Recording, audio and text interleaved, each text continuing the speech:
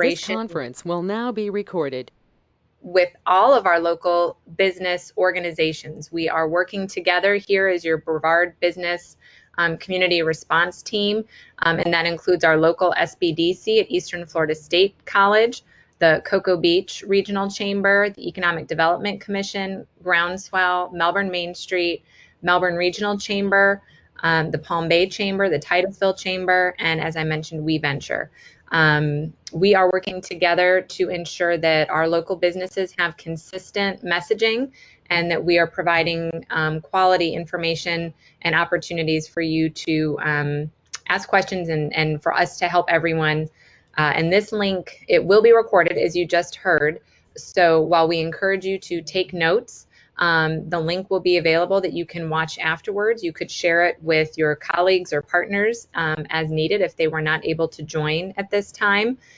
And as we go along, if you have questions, there is a chat function, and we encourage you to use that chat function to type your questions as you have it. And Marcia, who has helped set this wonderful webinar up from the Titusville Chamber, she'll help monitor those questions and be able to chime in and help kind of bring those up at appropriate, or we'll save them for the end for our speakers. And then as I mentioned, this link will be available after it's done. So if you miss something or we don't get to repeat it, you can go back and listen again after the fact. I'd like to introduce our speakers today. We are very grateful that Vince Lopresetti from the SBA, he's our senior area manager for the SBA, and he works with all of the business organizations that are helping come together and make these webinars possible. And so this is a wonderful way for him to reach all of the small businesses that we work with at one time. So I know he's grateful for our cooperation. And then we're joined by Iris and Kyle Graham, who are the owners of Melifiore Medical Skin Rejuvenation Spa. It's in downtown Melbourne. And Iris and Kyle recognized right away that their business would be impacted by this. And they have already successfully applied for both the state bridge loan and the SBA emergency loans that have been made available. And so they are going to be able to offer us kind of that unique perspective of what it was like to actually go through and it might help answer some questions, not just about the process, but also what you might be able to expect as a small business owner. So without further ado, I see there are people still joining as we go, but we want to be respectful of everyone's time. So Vince, could you start by telling us a little bit about who should apply and who, and I should clarify, today Vince is here to speak about the SBA loans. We did a webinar on Wednesday with Marty from the local SBDC talking about the state bridge loans. So if you're interested in that, you can email Marcia or I, and we can make sure you get the link to talk about that state bridge loan specifically. But Vince, being with the SBA, is going to talk to us about the loans that are available right now through him. So Vince, can you spend a few minutes talking about who is eligible and where and how they can apply? And just before Vince, if I can jump in, if you have, if you want to share your screen, you should now have the capabilities of being able to share your screen with folks. Okay. If you have slides that you want to. Yeah, I saw that popped up. I was like, what is this? So it kind of got me bedazzled a little bit, but there will be, let me talk about eligibility to begin with, which I don't need a screen, but then I'm going to show a couple other things to see how that works. Okay. The way we're talking to individuals on this is that everybody should apply and let the disaster office and let the people processing the loans make a decision as to eligibility or not. Most of the questions I've been getting for the last few days as far as eligibility are a couple that might be pertinent to some of the callers online. Some of those are like, okay, I'm a sole prop and I work out of my home. Am I considered a small business? By definition, yes, you're a small business. As long as you file, your tax return or Schedule C or however you want to do that, you're a small business. If you say you're a hairdresser and you get paid on a 1099 and you claim that 1099 on a return as a Schedule C, then yes, you are still a small business. So, and you do qualify for that. Our programs are for basically for-profit businesses and not for most nonprofit businesses. There are some businesses that aren't eligible under this declaration. Anything dealing with agriculture, being somebody that plants or grows something in the ground, is not going to be eligible. Churches aren't eligible. Charitable organizations aren't eligible. Gambling locations aren't eligible. Casinos aren't. Racetracks, et cetera, et cetera. But outside of that, if you consider it small, then you will be eligible. For us, small goes either by sales or by the number of employees. If you're a wholesaler, that number is probably going to be on average 100 employees. For a manufacturer, that's either 500 or 1,000 employees. Sales just depends upon your NAICS code, which is NAICS, and you can get that off. Just Google the term and it'll give you your NAICS code, and you can find out the size standard to that.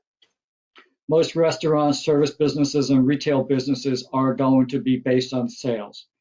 So that being said, that in a nutshell is what eligible. In the state of Florida, every county is eligible, so you can go apply, in the state of Florida. Some of the other confusions we've had is, okay, I have several locations, where do I apply? Or which location do I use? We've been informed to let you know that wherever you do your primary resident or your primary business, wherever your headquarters is, you will apply for at that location, okay? We've also started with this declaration now. We just implemented, we're changing the rules around. If you have a bank that is an SBA express lender, so they do express loans, they can do an express bridge loan, disaster bridge loan, up to $25,000 to help you with cash flow while you go through the process of waiting for some money from the state if you applied, or waiting for to hear back on the economic injury loan. So that's up there. Most of your banks up in Brevard County will be an express lender. Even Sunrise Bank is an express lender, as is Community Credit Union. They are also express lenders. So talk to your bank first if you think you need some money real quick. Like I said, it's up to $25,000, and those turnaround times on those should be kind of quick. And just to clarify on that, those bridge loans, that is what they're designed to do, is to get that money out quickly. What is the anticipated turnaround time for the SBA loan at this time? And maybe mention the unprecedented nature of the situation we're in processing. Yeah, so let me just start with the unprecedented situation we are in processing. Don't have a time frame as to how long it's going to be for processing. Some people are lucky, they get in the queue at the right time, they'll get an answer back in a couple of days. Some of them, there might be more information they need, so they'll have to go ahead and go back and forth to the center.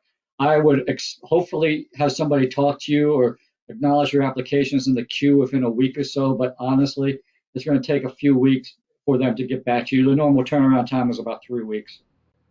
I'm going to jump in here with a couple of questions that have already popped up. Do you have to employ 2 employees? For the SBA loan, no. There's basically a lot of the sole props or sole prop businesses are just an employee of one, and you're fine. You don't have to employ anybody. Okay. And what about being a membership-based business, like a co-working space? Not sure. Is that how that's set up? That might be set up as a nonprofit. So maybe it's just one of those things. If it's a gray area, we're not going to make eligibility decisions here. We're going to let the processing center do that. So if you've got a case for it, go ahead and CoLab is a for-profit business. Okay, so if it's a for-profit business, if you can show, what your injury is, sure, go ahead and apply. Anything that's a for-profit business is fine. There might be some interest on membership. On the membership, I think where we're going on that is, are you open to all types of members? So that's one of the things that we'll look at is, are you open to every type of member? Male, female, age, et cetera, et cetera. So we want to make sure you not exclusive. Like some people remember Curves about 10 years ago. It used to be only female only, so there were some eligibility issues on that. But yeah, membership should be fine. Gyms are membership. Gyms are eligible. So for the most part, yeah, it should be eligible.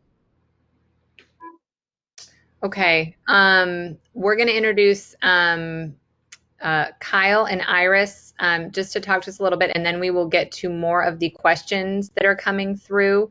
Hang on, I'm unmuting Kyle. Give me a second. Okay.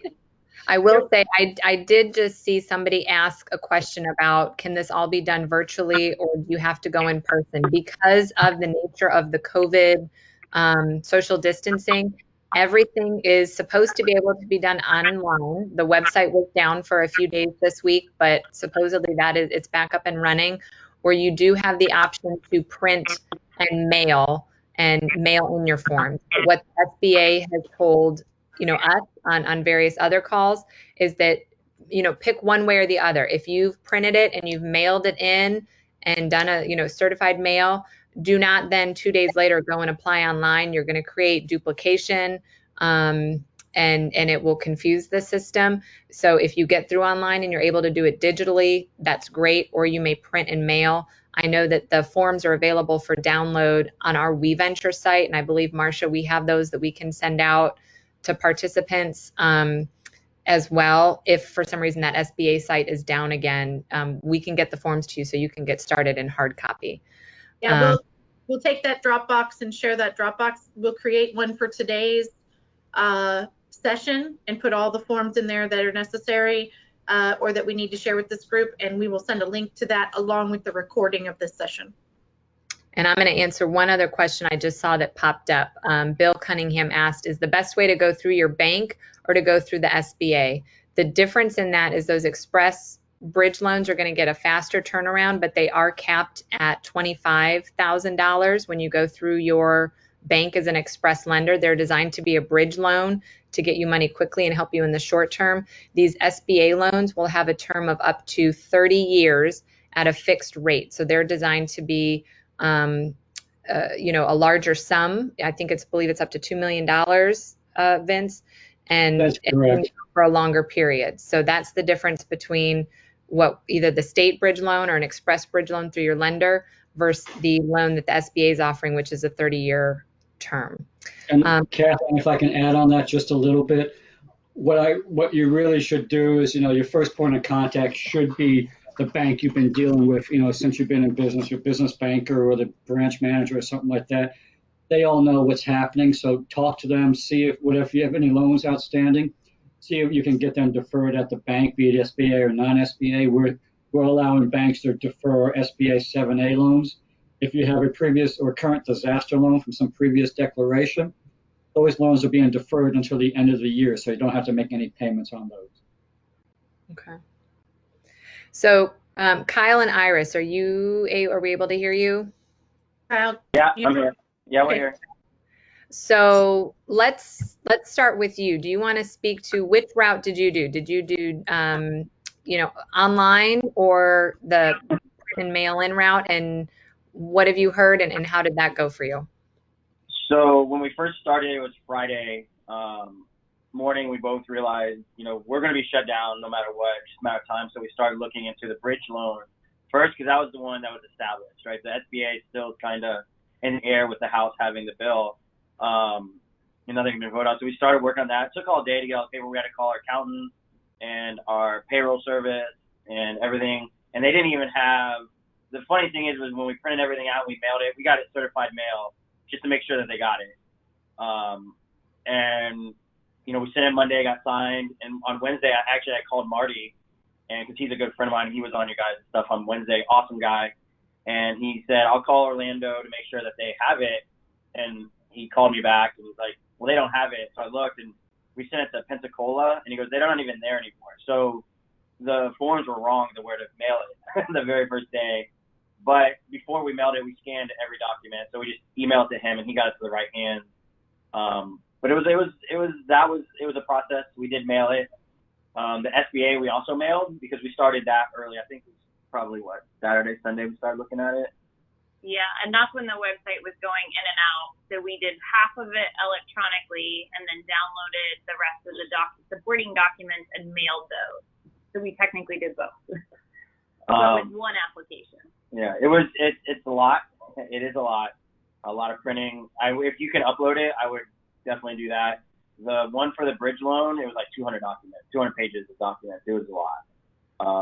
But Mari told us we were in the queue this morning, and so whenever they get out of their break or they're done for the day, we'll know if we got a yes or no for the bridge loan. I don't know what the turnaround is. And So so about how many hours do you think it took for you to complete the process if you had to estimate? yeah, I mean, so we were doing it Friday when we still had clients, and I was on the phone with, our payroll company and, different people. So it was probably overall 3 hours of just straight working through it. There's a lot of documents to sign. They want a lot of information. It's cool if you do get the bridge loan first. A lot of the stuff is replicated with the SBA loan, like taxes and all that stuff. As long as you scan copies, it gets easier. I would say that the SBA is more in depth on your personal side, which is another thing as well that they want. But we start our business through the SBA, so we kind of understand with the SBA how to get it going. So we've been fortunate to work with them a lot. But if you are interested just in the bridge loan, definitely call Marty. He can fast track you. He can make it happen for you. He did it for us. And now on those, they were asking you to estimate your loss of revenue. And I know for some businesses, that's a question that we've been hearing at WeVenture. Can you talk to us what that form looked like and how you arrived at your? Yeah. So we're also in a weird thing because last year at this time, Iris was gone because she was pregnant for 3 months. So we have data for 5 years of every dollar we've made every month. So I just said over the last 3 years how much we've made in June, and we how much we've grown. So on average, it's like 20% growth. So we did how much we would have made this June or May, and I think we made it all the way out to 6 months, and just said this is what we're faced to lose. Because right now Ron DeSantis closes down, but I'm not worried about being closed. I'm worried about reopening if no one wants to come and spend money if they don't have it. So we looked at it as a 6 month thing, how much we would lose if we're not open. Okay. I want to jump in here if I could just for a second because there is a little bit of confusion happening within the chat. So yeah, the state of Florida has offered the bridge loan product. We did a webinar with Martin Duffy from the SBDC, which is who I believe Kyle's referring to, related to that on Wednesday. He talked briefly about the SBA Economic Injury Disaster Loan product, but today, for the purposes of this webinar with Vince, we're going to be focusing on the mechanics and information on that SBA product, the Economic Injury Disaster Loan. So if you're interested in the webinar from Wednesday about the bridge loan, let us know. I honestly, I think the best thing, so the SBA website right now is pretty intuitive. Like if you follow the steps, I know there was a comment that said they were able to download the documents. If you just go line by line, it can be done, but it is time consuming. And I think the biggest thing for small businesses is just, it's the unknown. So you're like, well, if I turn this in online, are they going to get it? If I mail it, are they going to get it?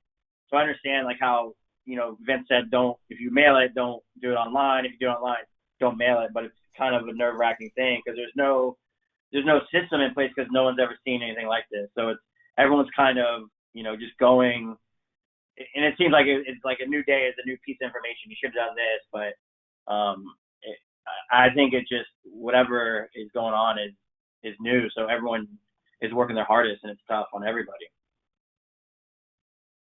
Okay. Vince, do you want to talk about preparing for your loan application and some recommendations? I know we have a frequently asked questions that perhaps we can share or that you could go over to help individuals with the SBA loan. Okay, my understanding is the online site is up again, but they've changed it so I can't get to it. What we're recommending individuals do now is just to take the PDF version of the application and the other forms, get all that information together and submit it to disasterloans@sba.gov. No, they'll get that, and the email will be the receipt, and then you can get that. The SBA no longer has on the website, from what I understand, no longer has the login information. So I'm not sure how that platform is working now. We are waiting in the district offices for some screenshots of that and basically an updated a PDF version of what's available for you. But I think what's out there today might change again Monday or Tuesday. So I don't want to keep doing a presentation on a slide that might be good for a day or so. So as this evolves, we'll talk to you a little bit more about it. But right now, there is a site up there. If I can go share my screen real quick. So what I have here is application window. So No. Vince, you need to, at the bottom, you should see a button that it says screen. Right. You should click on that and make that green, and it should share your screen with everyone. I think I got it here. Is anybody seeing this now? No. There we go. Okay. No. It's up. Okay. So if you go to the SBA website and you go apply online, it's going to bounce you over to this Economic Injury Disaster Loan Assistance, where you can download your forms from the application itself in here and then put it into a Dropbox. What you're going to have to do on the Dropbox is you're going to have to put them all in one folder and drop that one folder into this. Okay. So I tried that before. So if you do it just on one file, it's not going to let you do some more. So you just get all the information together and put it in here. The easier way for me to do this, instead of doing the Dropbox, is, like I said, just go to SBA, the disaster loans at sba.gov and fill out the forms here and submit the forms within the email address. Everything you need is going to be in this drop-down box over here. So that's what we're looking at right now and how we're doing that. My understanding is the online is working, but for some it is, some it's not. I think it depends upon having to clear your cash out. So it's still a little quirky on that, but they're trying to make it simpler and expand the bandwidth on it. So just bear with them for a little bit that way. At least this way, if you hit the email or the Dropbox, it's going to send and they will get to it. Okay. And again, that goes to speaking of the unprecedented nature of this, is that there are so many states that have already been declared, and they're actually anticipating that maybe all 50 states will eventually be declared, whereas normally this process and the website and SBA formatting is set up to deal with, in the aftermath of a natural disaster, which might impact one or two states at a time, not all 50 states. So that's obviously, this is why there's a heavy burden on the online process right now. And I'm getting some good notes getting some good notes in the chat box up here saying that Internet Explorer works better than Chrome. So that's good to know. Sometimes, and we have an updated version of Microsoft Edge, so we might have the issue with the Microsoft Edge itself. So there's some platforms and web browsers that work better. So if you have more than one, just try to get the one. Try until you find one that works for you. To answer some questions. Okay, Vince, any other of the frequently asked questions about what you need to get ready in terms of taxes and, again, how other information they might need to gather? Okay, yeah, thanks for that question, Catherine. We're trying to make this as easy as possible. So at a minimum, what we require is that you upload your last year tax return, be that 2018 or 2019 business tax return, okay? So if you haven't done your 19 yet, you would upload your 2018 tax return. You complete the 2-page application. Don't put anything about physical losses. Leave that blank. If you have business interruption insurance and it didn't cover for this, which probably not, you're going to leave that blank. Complete the application. Fill out what we call the 4506T, which is a request for tax transcripts for both yourself and if you're a corporation or a partnership, then also for the partnership and the corporation. Make sure that if you have moved in the last couple of years, you put all your addresses that you had your tax returns sent to, so that information is on there. Once you download that, they can make a decision on that. There's a form on there that says, well, it might be optional for an increase. That's called the 1368. But I suggest you go ahead and get that information down anyway, which is basically going to do your monthly sales for the last 3 months, so that way and estimate what's going to go forward to help with the decision. If without that information, to look at your 2018 tax return, or maybe you sent them also a year-end profit and loss statement to make a determination as to what they think your entry is going to be. So it's going to be like you. It's going to be a ballpark figure. It might be too high or it might be too low. So what we suggest is, if you want a more accurate picture and you don't want to go back and forth with the processing center, provide more information than we're asking for. If you have it, provide it. You can never provide too much information. Sometimes it helps your case. If we approve you for 50,000 and you don't need 50, then you can do $25,000, which is the maximum unsecured amount. When we approve a loan above $25,000, there are going to be at least 2 disbursements on that. One's up to 25,000, which is the unsecured amount. But then anything after that, if you needed more money, it's going to be up to you to go ahead and file the documents for collateral purposes and all that to secure the loan that we're requesting. So those are some of the pointers I have on that right now. It's not a good question. I've not been in business for very long. What if you've just opened it within the last year or a few months where you haven't filed those 2018 tax returns? Another good question, Catherine. If you've just started your business, you're not going to have the 2018 tax return. So what you're going to need to do is you're going to need to upload your year-end profit and loss statement for last year in your first 2 months. I'm hoping that because you're new in business, you took one of our classes and all that on business plans, and you put a business plan together and had estimates what you thought your sales and your expenses would be. So you could kind of use that as a guideline to figure out what you thought you were going to do in sales and what your operating expenses are. What we're looking at and what the center is going to look at is, like, you're in business, what are your ongoing monthly expenses that you need to pay to cover the loss of sales? So they'll look at that. So just maybe fill out a profit, or basically a fixed cost schedule if you want to just do that freehand, or that's why they'll look at your interim financial statements to get that. So even if you're a new business, you can go ahead and apply. I mean, it's fine. We see new businesses all the time, except for if your business started like 3/20 after the declaration, it would not be eligible. Okay, I keep getting questions on the CARES Act. Don't know anything about that yet. It still hasn't been approved by the House. Once it's approved by the House, we will figure out what's in it, get a policy notice out, and then we can talk about that sometime next week or the week after. Okay. Thanks for that clarification. You're welcome.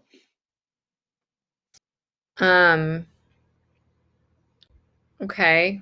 Do we have any other questions, Marsha? I'm going to go to some of the ones that we had talked about.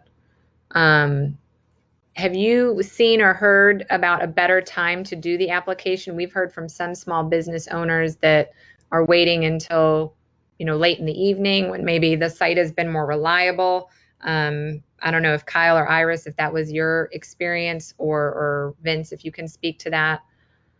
Before, when they were trying to put it on the SBA.gov, that website had got bogged down. There shouldn't be any bogging down if they, if I can speak, if they submit that on the email address at the disasterloans@sba.gov. That should not, time that you send that should not bother or have to worry about whatever time you send it. That email will be up 24/7. We've also, there's a good question on here about personal information being requested only for S Corp or LLC. Is that required for a C Corp? And then can you speak a little bit to the collateral? I know on another call we talked about collateral requirements. Okay, for a C Corp, I gotta wonder what their sales level is and how many employees they have, because most businesses are an S Corp. So C Corps are still eligible. We're going to look at who the officers are as far as filing information for the schedule of personal history and all that. So we still need to know who the officers are. So that's one of those things. That would be a complicated case. So you're going to have to probably ask the processing center exactly what you need on that for eligibility. What's the follow-up on that one, Catherine? The collateral. On one of the calls, Okay. They talked about what collateral might be necessary or required. Okay, for the SBA loans, for the economic injury loans, up to $25,000, no collateral. Anything over that, we're going to look at business assets first, and then if the business assets don't cover the loan amount, then they'll be looking at personal assets, probably start at real estate or commercial real estate or something like that to fully secure the loan. If the loan is not fully secured and you don't have enough collateral to fully secure it, the loan will not be declined because of that. Okay. And What about the deferral on repayment? We've had a lot of people concerned about taking on debt if the payment, would start right away. And I know that, is that still in flux, or have they settled on the No, deferment? the payment on the economic injury loan starts at, there's a 12-month deferral. So you don't have to make any payments for 12 months. Interest will start to accrue the date that you get your first disbursement, but there's no payment for 12 months. And then can you talk about that disbursement? Because I believe it's not a lump sum, right? Is there going to be multiple disbursements? Right. I think I had talked about that earlier. They will disperse up to the $25,000, which is the maximum unsecured amount first. And then if you wanted additional information, they're going to send you documents like, hey, you need to record this mortgage deed, or you need to, provide funds to secure this business assets, and then do that to get additional funds. Okay. Someone just posted the House did pass that CARES Act. That doesn't mean we know what's in it yet, but we will all learn in the next few days, and the SBA will start to implement any changes from that. But that's exciting news that they passed that. Vince, are you seeing these questions, or do you want me to run one off? They're popping by some of them. I mean, we know who Marty is, some of the other questions in there. Somebody was asking about a 4506T. I didn't completely see what that question was. She doesn't know what number, or he doesn't know putting on there a 1040 or your 1099. So on the. Well, yeah, you should be requesting it if it's either a okay. So if you're doing a personal tax return for your sole prop, you're going to be asking for your basically your 1040. If you're a corporation, we're going to ask for your 1120. If you're a partnership, it's going to be, I believe, it's your 1065. So that's the form you would ask to be downloaded and have the IRS verify. Okay. So I just saw a question pop in here about the CARES. If the CARES Act if that is eventually approved, and based on the terms, will this EIDL application be the basis for that? Or will there be another? I guess there's some confusion. It's a separate program. The way the CARES is supposed to come down. Like I said, I haven't seen the policy notice because it just got passed. So I'm sure somebody's going to work on policy and procedures over the weekend. But that loan is going to be done directly through the lenders. The lenders will do that loan.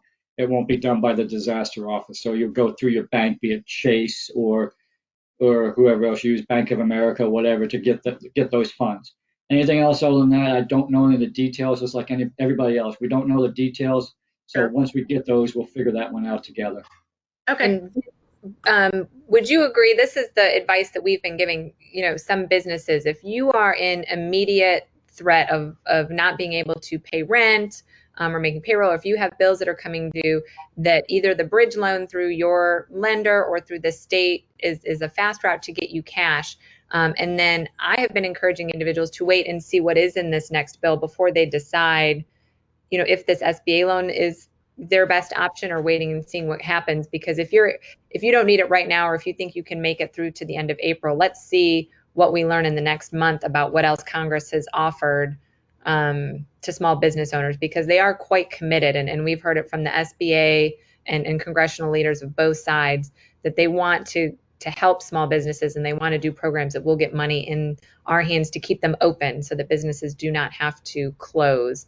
And that we'll just know more. So if you're not in dire need, you can wait until next week and see which option might be the best fit for your particular situation. In the meantime, what I would also recommend they do is have a discussion with their banker and see what's available for them right now from the bank. Maybe the bank can extend them a line of credit or increase their line of credit. We say, hey, we can defer some of the loans you have outstanding right now to help you with cash flow in the immediate now and then. I think it's always better to be a little bit proactive, to try to kind of get your ducks lined up instead of, being behind the eight ball a little bit. So in the interim, while they're trying to decide if they want to pursue any type of disaster assistance, no matter which funding mechanism is out there, I still think they should talk to their banker to see if they can work something out with their banker right now that can take care of a temporary cash flow issue. It'd be the quickest way to do that. Iris or Kyle, do you have any other, now that we've talked a little bit about applying for this, of, what considerations went into for you on pulling the trigger and applying?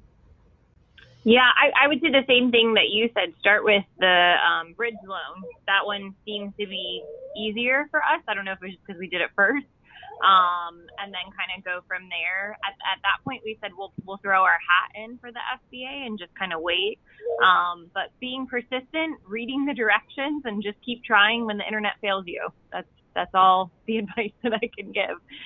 It took us multiple times, but I'm pretty sure we got it through. And I think everyone will eventually be able to get the information through, and it's just going to take time to process. Okay, a couple of more questions that I see here is there a chance by waiting for a bit that SBA will max out on loan funding? Yeah, I saw that. The answer to that is probably going to be, hey, if we need more money, we'll ask Congress for more money. Okay. If you're looking at these, have 6 different corporations for 6 restaurant chains, can you just apply once with them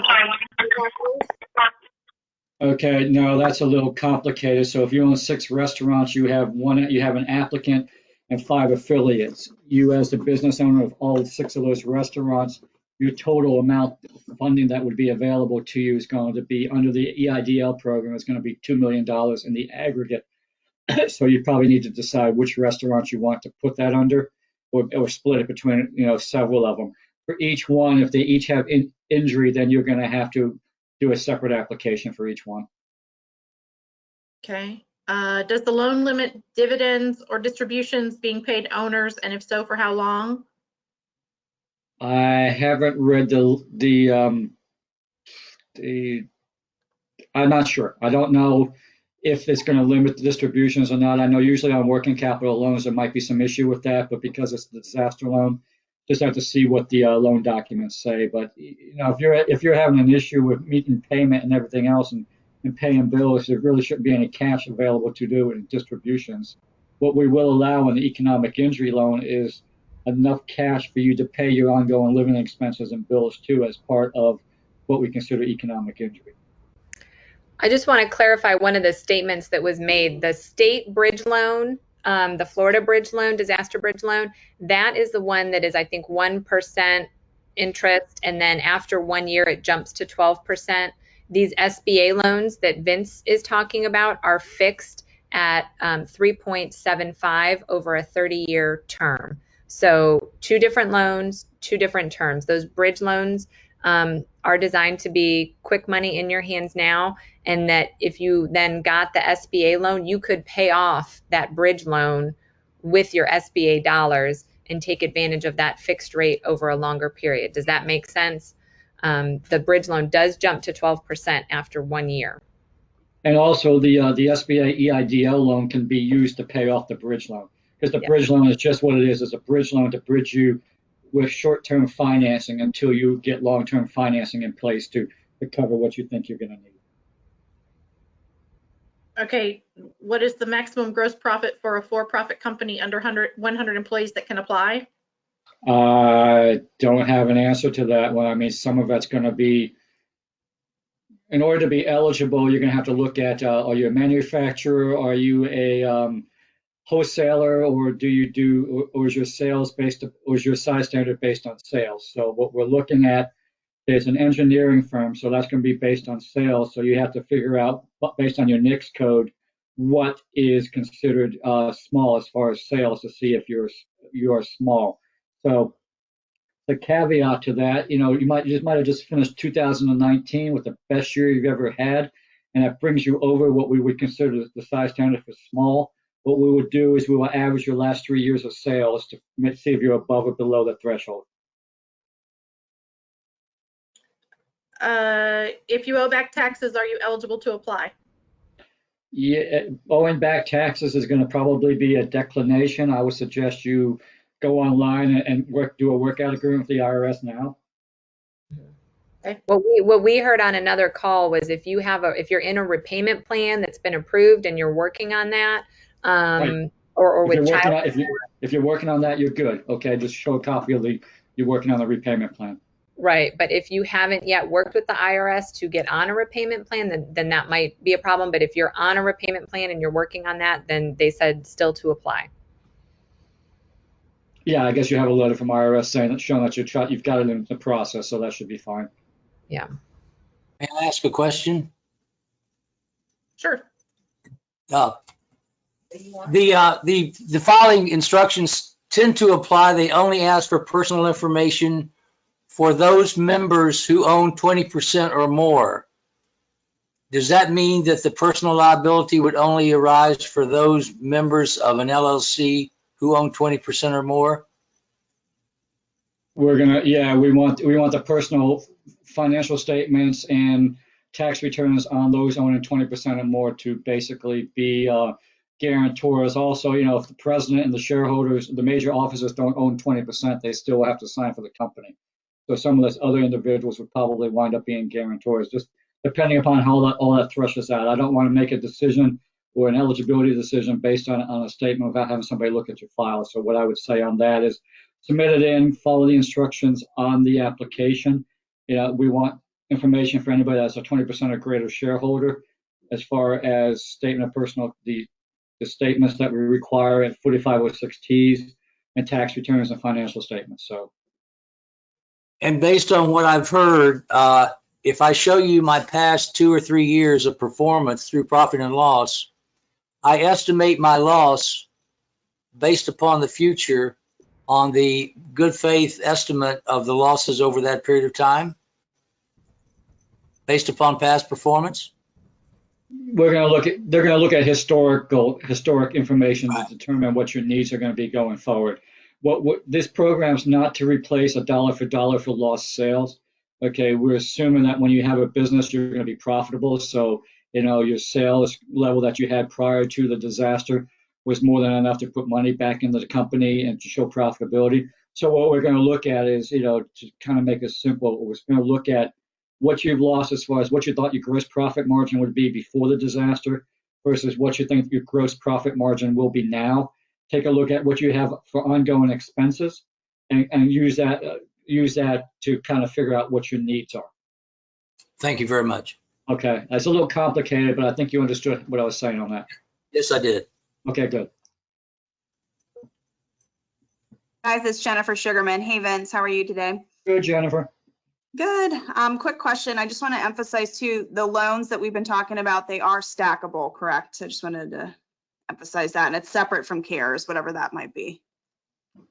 Yeah, CARES is the one coming out with the lenders and all that. I don't know what the language is, and nobody does, and we'll find out more. But we're talking about, there are 3 loans outstanding right now, Jennifer. One's with the state, which is the bridge loan, which can be directed back into the SBA EIDL loan as basically to pay off that loan.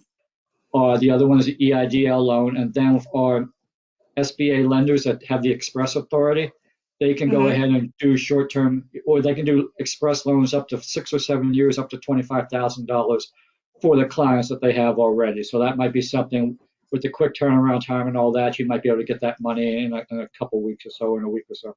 But they're quicker turnaround time for those. Okay, great, thanks.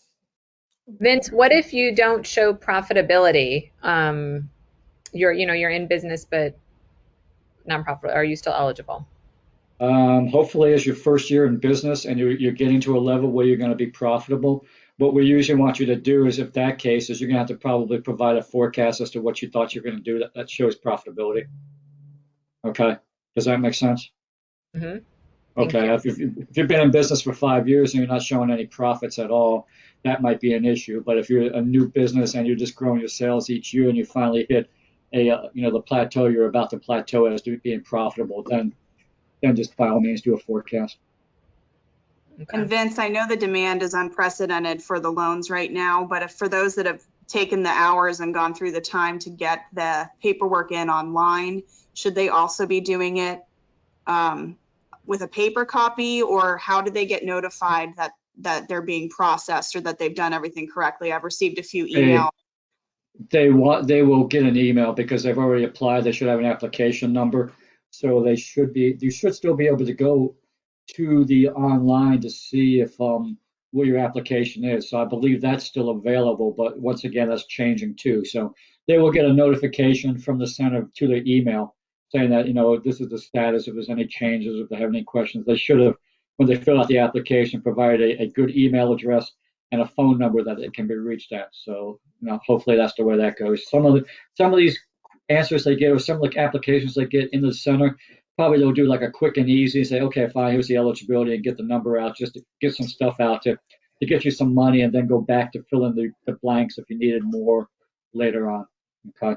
Right, so they would be notified if something was missing and Yeah. Number. Okay, good. Thank you. You're welcome. Hi, Vince. It's Nancy Peltonen calling. Is there anything that you've seen for 501c6 categories? What would be a 501c6, Nancy? Like a Chamber of Commerce? Oh, yeah. Hey, Nancy, chambers are eligible. Yeah, Palm Bay Chamber of Commerce. Say that again? Chambers are eligible as a nonprofit. We're different than a 501c3. We're a 501c6, and it seemed like everything was for 501c3s. I don't think it matters. One difference as to, how you classify that. You still have the documents, and you still have I guess you have a tax number or something too as a nonprofit. Yes, our tax ID. Okay. Okay. This one we can apply for, but it's the federal right now that we're not qualifying for. It's the CARES, it's the proposed CARES program that does not include chambers of commerce. It includes nonprofit, yeah. 501c3s and veteran and Native American associations, but it does not include chambers of commerce. But the economic injury disaster loan through the SBA, which is a federal program, is available to chambers of commerce from what I've seen. Yeah, and I think one of the other chambers in Brevard's already applied, so I think you're okay. Okay, thank you. You're welcome. All right.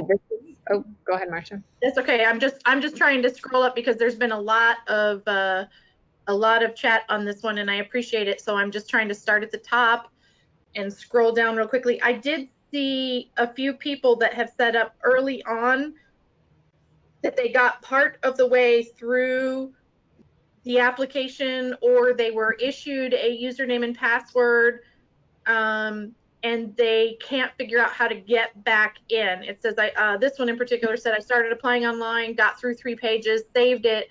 I have a username and password, but no sign-in is available anymore on the top homepage where it was before. Okay, so what I would suggest on that one is it doesn't sound like they were able to complete the application online. So have them completed the paper form in PDF with all the attachments and email it to disasterloans@sba.gov. Yeah, it's kind of sounding like for the purposes of continuity and assurance, the best way is really to do it by hand, do the paper application and submit it, just because of the volume and the changes that are happening online. Yeah, I think so too, because if you try to do a call into the center, you're going to have a backlog on that, and then there's also going to be a lot of people going into the SBA.gov, the portal, to try to do however they've got the application set up now. It's just going to be cumbersome. So I would always say just go ahead and do it online and submit it via email. Okay, and then follow up in a day or so. You don't hear back. Can I emphasize something that the SBA mentioned on our call last Friday, was that they made this as such to try to be easy so that you should not have to pay someone to help you complete it. And I believe somewhere on the form you actually have to indicate if you had to pay someone to complete the form, and they ask how much you paid. That is to protect small businesses. The SBA wants to help you. It does sound cumbersome, but the goal is to not have you have to incur a cost, and hopefully not have any predators feeding on the fears of our small businesses at this time. Yeah, and Catherine, we're getting a lot of that. We've already had some comments from central office on that. People like to basically, feed on your fear and say, somebody had emailed me saying somebody told me that in order to that they can get me a faster turnaround time and approval if I give them money. And it's like, no, there's no shortcut to this. So for the most part, you can get this information to yourself. Maybe if you have an accountant, they can help you with that. But you really shouldn't pay. If you got to pay anybody, you really shouldn't pay any more than a couple $100 to do this. I would suggest, hey, reach out to my resource partners. We Ventures there, Scores there. I've talked to George. George has been doing several, one-on-one consultations with his clients to help with the application process. The SBDC can help a little bit, but they are a little bit bogged down with their bridge loan program itself. So that's why we're having these, is to try to get the word on how to get the process done a little bit easier. It's not that difficult. We're asking just for a minimum amount of information. So I think most people can do it. And that segues to another question we got earlier, that what does the ideal applicant look like? And again, echoing what we heard from the SBA, the ideal applicant is anyone at this point who's encountered economic hardship. This is money that's going to come direct from the Treasury, and Congress and the President have directed that they try to help businesses that are experiencing economic difficulty. So if that is you, if you are seeing a loss in profit, if you've been forced to close, if you think you'll have to lay people off, apply for the loan. They do want to help, and they'd rather try to keep these businesses open so we can come out on the other end of this in a month or two with you still being in business, than see businesses have to fully close their doors or go bankrupt. And Marcia and Catherine, this is Jen again. We included in that link for the first webinar we did some of these forms, or did we not include the SBA loan paper copy form? Wasn't that one of the PDFs? It was one of the PDFs, and like I said, we will create a Dropbox with all of the paper forms and provide that as a follow-up link along with the recording of this session to everybody who registered for this session. Awesome. And if you can't access Dropbox, you can also email info@titusville.org, and I will send you the attachments separately. Yeah.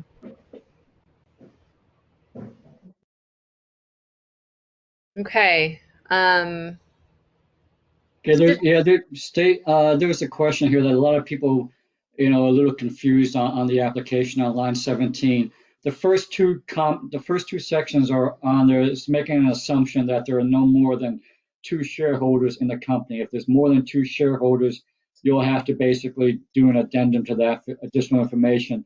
The information below that, where it asks for business owner name, would be if you have a corporation ABC and you also have a corporation XYZ that owns a part of ABC. That's where that information would go on that for the business owner name. So that's the difference right there. I was just going to answer, we had a question of where can people get help. That is, as Vince mentioned, as We Venture, as a SBA partner, and the SBDC, we can try to help you through some of these questions in the application process. And then the SBA is also, the Southern District Office is hosting their own webinars twice a day. I don't know, Vince, you can speak to it, for the foreseeable future. Yeah, okay. If you want me to speak about it a little bit, we're doing, if you go to sba.gov/updates, type in your email address and your zip code and hit enter, you will be put on our mailing list or an email distribution list for anything coming out of the South Florida District Office. What we're doing this week and at least next week and probably for a couple weeks after that is twice a day from 9 to 11 and from 1 to 3, we are doing webinars on the EIDL loan. From the hours of 11 to 1 and 3 to 5, we're having virtual office hours. So basically, we'll give you a link through Skype that you can call in and ask questions, or do a chat box and ask questions about, particular questions we'll try to answer. Once again, eligibility issues, we're not going to be able to do that. Where's my loan and where's my application and status? That we can't do either because we don't have, that's SB, not PA, SBA. You got SPA there, Catherine. Oh, sorry. That's okay.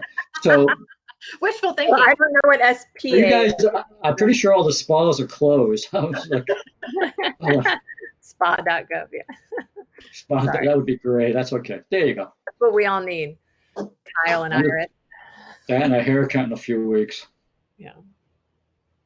Well, I know that you still may have questions. And as I said, this was done in cooperation with We Venture, all 4 of the Brevard chambers, Groundswell, Melbourne Main Street, the EDC, and the SBDC. And all of us as your local business organizations are here to serve and help you. So if there is something that you did not understand or that is not answered when Marcia sends out the Dropbox link afterwards, that, and the forms are in there, please do not hesitate to contact whomever it is you feel most comfortable communicating with. We are all here to help, and we will be hopefully hosting other sessions similar to this on other timely topics to help all of our Brevard businesses get through this together. And that is how we will get through it. We are a team effort. We are all in the same boat. And if you are feeling overwhelmed by any of it, I hope you can look around at the over 130 people we had join us today, and know that you are not alone. We're all going through this together, and we will get through it together. All right. Thank you, everyone. Have a wonderful day. Marcia, you'll send out the link, by the end of the day?